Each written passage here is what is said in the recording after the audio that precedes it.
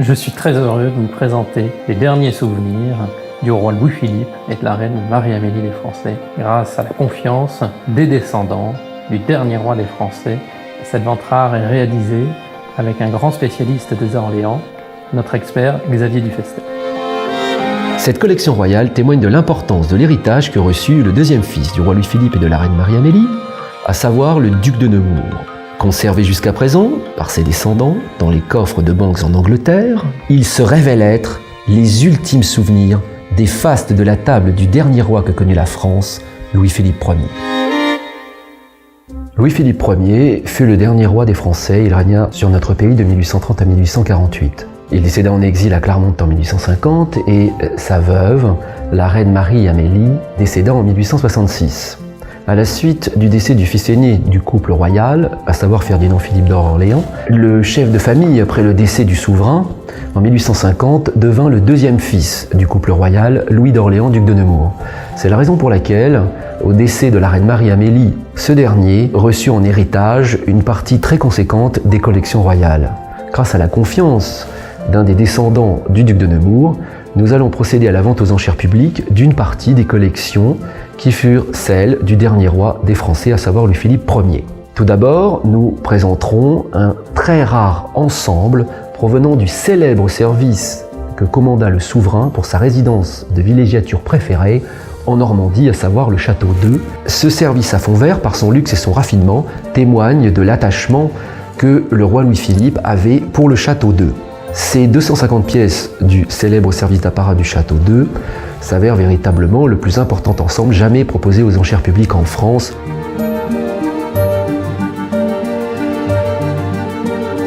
Cette vente proposera également un très important ensemble d'orfèvrerie qui témoigne des arts de la table du roi Louis-Philippe. Tout d'abord des œuvres commandées par Louis-Philippe alors qu'il n'était pas encore roi des Français, c'est-à-dire lorsqu'il était duc d'Orléans sous la Restauration, à savoir en 1817 à l'orfèvre Audio. Nous proposerons notamment une série de couverts en vermeil,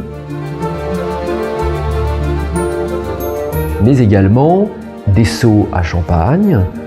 Ces derniers commandés au nombre de 8, nous en présenterons une paire.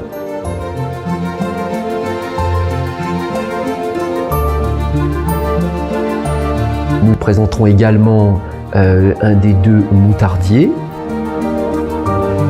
La dispersion de cette collection royale comprend également un certain nombre de bijoux totalement inédits provenant des maisons royales de France, d'Angleterre, mais également de Belgique. On notera en premier lieu, datant de la période de la Restauration en France, c'est-à-dire entre 1814 et 1830, une paire de bracelets du célèbre joaillier des rois, Mellerio di Meller, à savoir 2 bracelets comportant 12 miniatures, représentant pour l'un Louis-Philippe, duc d'Orléans, et ses 5 premiers enfants, et pour le second, Madame Adélaïde, sœur de Louis-Philippe, avec les 5 derniers enfants du couple princier. Ces 2 bracelets sont particulièrement importants car par leur iconographie, ils permettent une datation qui font d'eux les premiers bracelets commandés par Marie-Amélie, alors duchesse d'Orléans et future reine des Français, au célèbre joaillier Mellerio di Meller. Parmi les autres bijoux, on note également la présence d'un bracelet orné d'un portrait de la reine Victoria, serti de rubis et de diamants. Ce bijou, selon la tradition familiale, fut offert par la reine Victoria à sa cousine Victoire, duchesse de Nemours. Enfin, on note la présence d'un bracelet en or orné d'un portrait en miniature de la fille aînée de Louis-Philippe et de Marie-Amélie, à savoir Louise-Marie, qui fut la première reine des Belges. Cette collection royale du prince Philippe de Bourbon-Sicile et de la princesse Marie-Louise d'Orléans comprend un certain nombre de tableaux historiques.